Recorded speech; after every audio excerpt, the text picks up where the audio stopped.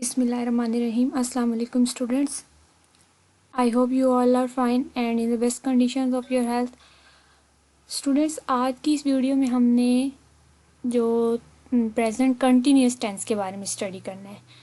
तो पिछली जो वीडियोज़ हैं 3, उनके अंदर हमने प्रेजेंट इंडेफिनिट, पास्ट इंडेफिनिट और फ्यूचर इंडेफिनिट को स्टडी किया और आज हम जो है वो प्रेजेंट कंटिन्यूस फोर्थ टेंस को स्टडी करेंगे। ठीक है स्टूडेंट्स, तो उसके अंदर हम जो है उसकी सारी चीज़ें पढ़ेंगे, जिसमें उसकी हेल्पिंग वर्ब, आइडेंटिफिकेशन, उसकी फॉर्म ऑफ वर्ब, उसके अंदर कौन सी यूज़ करते हैं, नेगेटिव इंटेरोगेटिव जो स्ट्रक्चर है वो हम स्टडी करेंगे। तो आपने वीडियो को जो है वो एंड तक मस्त देखना है। इसके अलावा अगर आपने अभी तक हमारा चैनल सब्सक्राइब नहीं किया तो अभी सब्सक्राइब के बटन पर क्लिक कर दें ताकि हमारी जो हर आने वाली नई इन्फॉर्मेशनल और एजुकेशन से रिलेटेड वीडियोज़ हैं वो आप तक पहुंचती रहें। तो स्टूडेंट्स, प्रेजेंट कंटिन्यूस टेंस के अंदर हम सबसे पहले प्रेजेंट कंटिन्यूस टेंस की आइडेंटिफिकेशन पढ़ेंगे। प्रेजेंट कंटिन्यूस टेंस अगर उर्दू में है तो उसके लास्ट पर आएगा रहा है, रही है, रहे हैं वगैरह। ठीक है, तो अगर कोई भी सेंटेंस जो कि इन अल्फाज में से किसी एक पर भी जो है वो कंप्लीट हो रहा है तो it's mean that this sentence is present continuous tense. तो इस यहाँ पर कुछ जो है वो एग्जांपल्स दी गई हैं, जैसे कि अबू तिलावत कर रहे हैं, तो यहाँ पर एंड पे रहे हैं आया, इट्स मीन कि ये भी प्रेजेंट कंटिन्यूस है। वो बातें कर रहा है, मैं रो रही हूँ, ये इनके लास्ट पर रहा है, रही है और रहे हैं आया है, तो इट्स मीन कि ये प्रेजेंट कंटिन्यूस टेंस है। तो प्रेजेंट कंटिन्यूस टेंस की आइडेंटिफिकेशन रहा है, रही है और रहे हैं।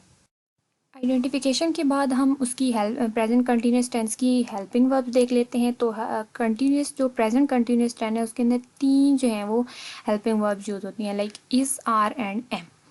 तो तीनों जो हैं वो अलग अलग सब्जेक्ट्स के साथ यूज़ होती हैं। लाइक इज़ जो है वो जस्ट ही, शी, इट या किसी एक सिंगल नेम के साथ यूज़ होता है। ठीक है, और आर जो है वो वी, यू, दे, दीज, दोस्त या प्लूरल नेम्स हैं, हमारे पास बहुत से नेम्स हैं तो उनके साथ आर यूज़ होगा। और एम जो है वो जस्ट आई के साथ यूज़ होगा। इनकी आगे एग्जांपल्स दी गई हैं तो वहाँ से आपको अच्छी तरीके से समझ आ जाएगा कि कैसे हमने इज़, आर के साथ पर्टिकुलर सब्जेक्ट को यूज़ करना है। तो उसके बाद हमारे पास फॉर्म ऑफ वर्ब सबसे इम्पोर्टेंट और इंटरेस्टिंग चीज़ है, यानी कि हमने प्रेजेंट कंटिन्यूस टेंस के अंदर हमने कौन सा फॉर्म ऑफ वर्ब जो है वो यूज़ करना है। तो प्रेजेंट कंटिन्यूस जो टेंस है उसके अंदर यहाँ पे मैंने लिखा है कि first form of verb plus इंग। इसका मतलब ये है कि वर्ब जो हमने यूज़ करना है उसकी फॉर्म जो है वो फर्स्ट होगी और उस वर्ब के साथ हमने आईएनजी का इजाफा कर देना है। ठीक है, यानी कि वो एक वर्ब जो है, लाइक आप नीचे देख सकते हैं कि रीड, ये फर्स्ट फॉर्म है वर्ब की। ठीक है, उसके साथ आईएनजी का इजाफा हुआ तो रीडिंग एक नया वर्ब बन जाएगा। ठीक है, स्पीक के साथ आईएनजी का स्पीकिंग, टॉक आईएनजी उसके साथ है तो टॉकिंग, लाफ के साथ आईएनजी तो लाफिंग, राइट के साथ आईएनजी है तो राइटिंग। इस तरीके से हमने जो वर्ब होगा उसकी फर्स्ट फॉर्म लेकिन उसके साथ आईएनजी को ऐड करके एक नया वर्ब बना के, like reading, speaking, talking, laughing, writing etcetera, कोई भी आप जो है वो यूज़ कर सकते हैं। तो वो जो है वो हमने प्रेजेंट कंटिन्यूस टेंस के अंदर यूज़ करना है। इसके अलावा जो अगली जो स्लाइड है ना उसके अंदर बहुत सी एग्जांपल्स दी गई हैं, आपको उससे बहुत अच्छे तरीके से समझ आ जाएगी। उसमें एग्जांपल्स के थ्रू फॉर्म ऑफ वर्ब, यानी कि उसके अंदर वर्ब और इंग कैसे यूज़ होगा, और इसके अलावा इज, आर, एम को भी कैसे किस सब्जेक्ट के साथ यूज़ करना है वो उसको एग्जाम्पल्स के ज़रिए समझाया गया। तो इंशाल्लाह आपको वहाँ से बहुत अच्छी समझ आ जाएगी। ठीक है स्टूडेंट्स, तो इस स्लाइड में एग्जांपल्स दी गई हैं, आपको इंशाल्लाह अच्छे से समझ आ जाएगी। यहाँ से सबसे पहले आप देख सकते हैं कि use of is with verb plus ING, यानी कि हमने इज़ का यूज़ किस सब्जेक्ट के साथ करना है। ठीक है, और फिर उसके आगे वर्ब कैसे हमने जो है वो लिखना है, जैसे कि इज़ किस किस के साथ हमने पढ़ा है। इज़ जो है वो हमारे पास ही के साथ आता है, शी के साथ आता है, इट के साथ और सिंगल नेम के साथ इज आता है। ठीक है, तो इस तरीके से like he is, she is, it is and Humaira is. तो उसके बाद हमने उसके साथ लिखा हुआ है कि वर्ब प्लस आईएनजी, तो टॉक जो है वो पहली एग्जांपल के अंदर टॉक हमारे पास वर्ब है, उसके साथ आईएनजी ऐड हुआ तो टॉकिंग। लॉफ जो है वो हमारे पास यानी कि हंसना, तो उसके साथ आईएनजी का इजाफा हुआ है। लुकिंग के अंदर, राइटिंग के अंदर। तो इस तरीके से हमारे पास यहाँ पे इज़ की एग्जांपल्स हैं कि कैसे हमने इज़ को यूज़ करना है प्रेजेंट कंटिन्यूस टेंस के अंदर। तो स्टूडेंट्स आपको यहाँ से समझ आ गई होगी कि he is talking to me, she is laughing, it is looking beautiful, Humaira is writing an essay. उसके बाद आप देख रहे हैं कि use of are with verb plus ING. तो आर हमने क्या पढ़ा है कि किस किस के साथ यूज़ होता है। आर जो है वो वी के साथ यूज़ होता है, दे के साथ और यू के साथ भी यूज़ होता है, ठीक है ना। तो और प्लूरल नेम्स अगर हमारे पास हों, यानी कि एक से ज़्यादा नेम्स हों, तो उनके साथ भी आर ही यूज़ होता है, ठीक है। तो एग्जाम्पल्स हैं वी आर मेकिंग। आप यहाँ पर जितनी भी तीनों इज़, आर और एम की तीनों एग्जाम्पल्स आप देख रहे हैं, उनके अंदर जो भी हमारे पास वर्ब हैं जो कि हेल्पिंग वर्ब के बाद आ रहे हैं, लाइक इज़, आर, एन के बाद जो हमारे पास आ रहे हैं वो हैं हमारे वर्ब, मेन वर्ब हैं। तो उनके साथ आईएनजी लगा हुआ है, ठीक है, जितनी भी एग्जाम्पल्स हैं उनके अंदर। तो लाइक मैंने हेक्सागोनल जो साइड पे शेप ली है उसके अंदर मैंने लिखा है कि ऑल वर्ब्स कंटेन इंग फॉर्म विद देम। तो जितनी भी वर्ब हैं उनके साथ इंग लगा हुआ है, ठीक है। तो ये प्रेजेंट कंटिन्यूस की एक आइडेंटिफिकेशन है कि जो हमारे पास सेंटेंस होते हैं उसके अंदर वर्ब के साथ इंग लगा हुआ होता है। तो इसी तरीके से हमारे पास एम, एम जो है वो एक्सेप्शनल केस है, ठीक है ना। तो एम जो है वो जस्ट आई के साथ यूज होता है।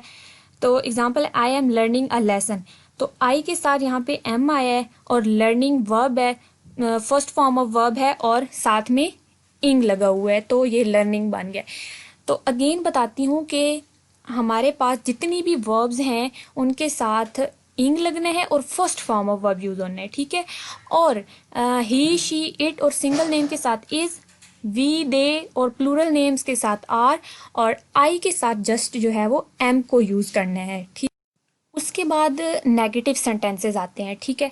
तो नेगेटिव सेंटेंस के अंदर हमने क्या करना है, हमेशा की तरह वही फार्मूला कि नॉट जो है उसको हमने हेल्पिंग वर्ब और मेन वर्ब के दरमियान में यूज़ करना है। मैंने आपको पिछली वीडियोस के अंदर भी बताया था, अगेन बता रही हूँ कि नोट जो है उस जब भी हम सिंपल नेगेटिव सेंटेंस बना रहे होते हैं ना, तो नोट जो होता है वो हमारे पास हेल्पिंग वर्ब और मेन वर्ब के दरमियान में ही आता है। एग्जाम्पल्स लिखी हुई हैं तो ये इलस्ट्रेट करी हैं यही नेगेटिव सेंटेंसेस को, like he is not working hardly, they are not coming to our city, Ali and Sara are not giving response, Aliyan is not waiting for him, Aksa is not going to Karachi। जितनी भी examples लिखी हुई हैं उनके अंदर note जो है वो हेल्पिंग वर्ब और मेन वर्ब के दरमियान में आ रहा है। तो for example he is not working hardly, तो यहाँ पर इज़ जो है वो हमारी हेल्पिंग वर्ब है और वर्किंग हमारा मेन वर्ब है, तो इन दोनों के दरमियान में नॉट आया है, ठीक है। इसके अलावा बाकी चीज़ें इसी तरीके से इज़, आर और एम जो हैं उनके साथ हमने सब्जेक्ट जो है वो पर्टिकुलर सब्जेक्ट यूज़ किया है, लाइक इसके साथ ही और आर के साथ दे, तो ये जो है वो नेगेटिव सेंटेंस बन जाएगा।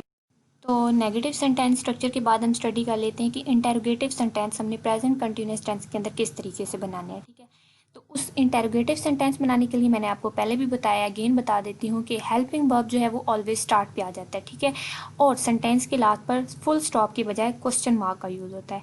तो नीचे यहाँ पे मैंने एक फार्मूला लिखा है, आप वो देखें कि helping verb plus subject plus verb जिसके साथ इंग लगा हुआ और प्लस ऑब्जेक्ट, ये फार्मूला है, ठीक है। कि अगर हमने सिंपल इंटेरोगेटिव सेंटेंस बनाना हो प्रेजेंट कंटिन्यूस के अंदर, तो इसी फार्मूले के अकॉर्डिंग मैं आपको अगर एग्जांपल समझाऊं तो सेम इसी तरीके से एग्जांपल्स लिखी गई हैं, सेम यही फार्मूला है कि फॉर एग्जांपल पहली एग्जांपल देखेंगे, आर दे प्लेइंग मैच, क्या वो मैच देख रहे, क्या वो मैच खेल रहे हैं।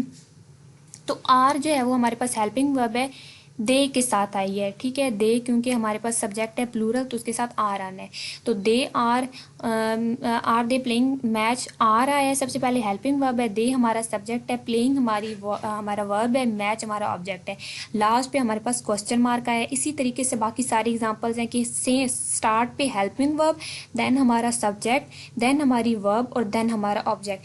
अच्छा एक और चीज़ कि आपने हेल्पिंग वर्ब जो है उसका जो इस्तेमाल है वो बड़ा कॉन्शियस होके करना है, क्योंकि मैंने आपको पिछली स्लाइड्स के अंदर वो बता दी है कि किसके साथ करना है, तो आप वो याद कर लें तो आपको ये यहाँ पे लिखने में आसानी होगी कि लाइक दे जो है वो आर जो है वो दे के साथ आता है, यू के साथ आता है, प्लूरल नेम्स के साथ आता है।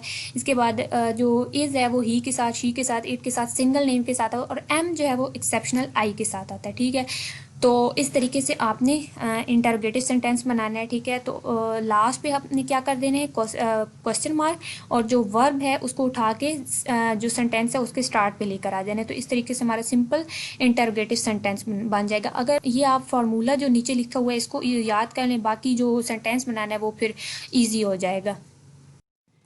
तो उसके बाद हम देख लेते हैं कि अगर हमने नेगेटिव और इंटरोगेटिव सेंटेंस जो है उसको कंबाइन हमने लिखना हो, ठीक है, तो उसके लिए हमने क्या क्राइटेरिया यूज़ करना है। तो उसके लिए हमने यहाँ पे मैंने फार्मूला एक लिखा है। तो अगर ये फार्मूला आपको याद होगा, अगर आप इसको याद करेंगे तो आप बहुत इजीली सेंटेंस बना सकते हैं। ठीक है ना, आपको कोई डिफ़िकल्टी नहीं होगी, आपके माइंड में फार्मूला होगा, आप सेंटेंस बनाने लगेंगे तो बहुत इजीली आप बना लेंगे। ठीक है, तो फार्मूला क्या है, हेल्पिंग वर्ब, एच वी जो है वो हेल्पिंग वर्ब को शो कर रहा है। तो helping verb plus subject plus not plus verb जिसके साथ इंग लगा हुआ होगा और प्लस ऑब्जेक्ट, ये हमारे पास फार्मूला है। अब इसी फार्मूले के अकॉर्डिंग हमारे पास एग्जाम्पल्स हैं। एग्जाम्पल्स जो हैं वो क्या है, are they not playing football. जब हमने एक सेंटेंस था कि क्या वो फुटबॉल नहीं खेल रहे, तो उसको जब हमने इंग्लिश के अंदर कन्वर्ट किया है तो are they not playing football.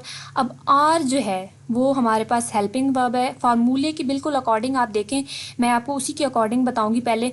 तो फार्मूले के अकॉर्डिंग हमारे पास सबसे पहले हेल्पिंग वर्ब है, तो आर हमारी हेल्पिंग वर्ब है। सब्जेक्ट देन हमारे पास दे है, not as it is, verb इन जिसके साथ लगा हुआ हो वो हमारे पास प्लेइंग है, और देन हमारा ऑब्जेक्ट फुटबॉल है। तो are they not playing football, तो ये इस तरीके से हमारा एक सेंटेंस मुकम्मल हो जाएगा। ठीक है, अब आर मैंने लगाया है तो इट्स मीन के दे है, दे के साथ हमने आर लगाना है। नेक्स्ट एग्जांपल में मैंने इज लगाया, क्यों, क्योंकि सारा जो कि एक सिंगल नेम है उसके साथ इज लगाना है, और अगर इसके साथ कोई और नेम होता तो मैं प्लूरल कर देती, तो ये प्लूरल हो जाता तो मैं आर लगा देती।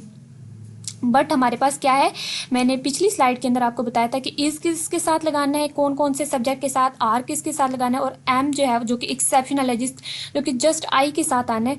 तो ये सारी चीज़ें मैंने आपको पिछली स्लाइड के, तो आपने हेल्पिंग वर्ब का यूज़ बहुत ही जब एहतियात से करना है, और उसके बाद सेंटेंस का जो स्ट्रक्चर है वो आपने उस फार्मूले के अकॉर्डिंग करना है। ठीक है ना, तो बाकी सारी एग्जांपल्स इसी तरीके से मैं एक और आपको समझा देती हूँ। जैसे कि इस सारा नॉट राइटिंग अ लेटर, तो इज सारा, इज हमारे पास हेल्पिंग वर्ब है, सारा के साथ इज आना है तो इसलिए इज हेल्पिंग वर्ब होगी। सारा हमारा सब्जेक्ट है, गर्ल का नेम है। नॉट एज इट इज हमारे पास आएगा। राइटिंग जो हमारा वर्ब है, अ लेटर हमारा ऑब्जेक्ट है। अगली एग्जांपल भी इसी तरीके से, are they not making a noise, क्या वो शोर नहीं कर रहे, तो आर हमारी हेल्पिंग वर्ब है, दे हमारा subject, not making a noise as it is. Am I not looking beautiful, क्या मैं खूबसूरत नजर नहीं आ रही हूँ।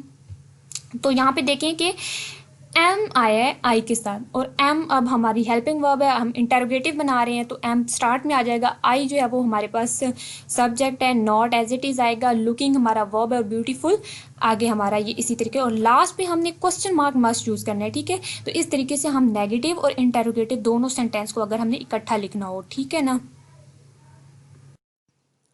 तो स्टूडेंट्स ये थी आज की हमारी वीडियो जिसके अंदर हमने प्रेजेंट कंटिन्यूस को स्टडी किया। ठीक है, की टेक अवेज बता देती हूँ कि हमने क्या क्या स्टडी किया। उसके अंदर हमने उसकी आइडेंटिफिकेशन, उसकी हेल्पिंग वर्ब, उसकी form of verb, negative sentence structure, interrogative sentence structure, and then negative and interrogative both structures. ठीक है, तो ये जो है वो आज का हमारा वीडियो लेक्चर था। आई होप सो कि आपको समझ आ गई होगी। ठीक है, अगर आपको हमारी ये वीडियो अच्छी लगी है तो प्लीज़ इसे लाइक कर दीजिए। अगर आपको कोई चीज़ समझ नहीं आई तो आप कमेंट सेक्शन के अंदर जो है वो राइट करके पूछ सकते हैं। इसके अलावा अगर आप कोई हमें सजेशन देना चाहें तो वो भी आप दे सकते हैं। और अगर अभी तक आपने हमारा चैनल सब्सक्राइब नहीं किया तो प्लीज़ काइंडली इसे सब्सक्राइब कर दीजिए ताकि हमारी हर आने वाली वीडियो आप तक टाइम पर पहुंच सके। Thank you very much.